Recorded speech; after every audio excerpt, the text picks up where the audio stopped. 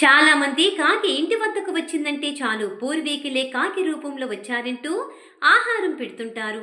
అంతేకాకుండా ఇది కొన్ని మంచి శకునాలు చెడు శకునాలు ఇస్తుంటుంది. ఇక జ్యోతిష్య శాస్త్రంలో కూడా దీని గురించి అనేక విషయాలను తెలియజేయడం జరిగింది.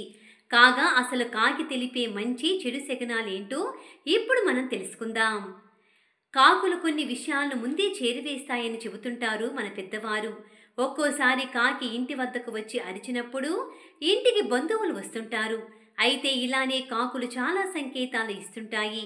అవి ఏంటో ఇప్పుడు చూద్దాం. కాకి మీ ఇంటి వద్దకు వచ్చి పండ్లను లేదా పువ్వులను వదిలివేసి వెళ్ళిపోతే ఆ ఇంట్లో మగ సంతానం పుడుతుందని అర్థమట.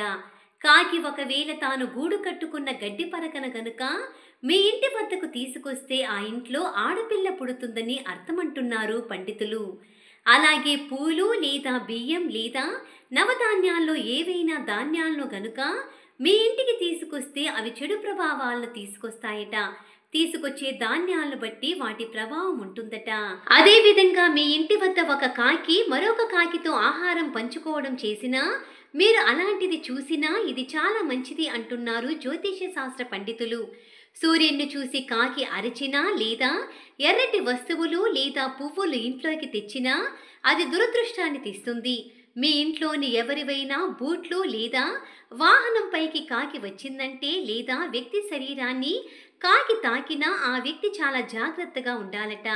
మీరు ఎక్కడికైనా ప్రయాణం చేయాలనుకున్నప్పుడు కాకి మీ వెంట రావడం లేదా మీ వద్ద ఎగరడం చేసినట్లయితే ప్రయాణం వాయిదా వేసుకోవాలట. లేకపోతే పెద్ద సమస్య తలెత్తే ఛాన్స్ ఉన్నదంటున్నారు పండితులు.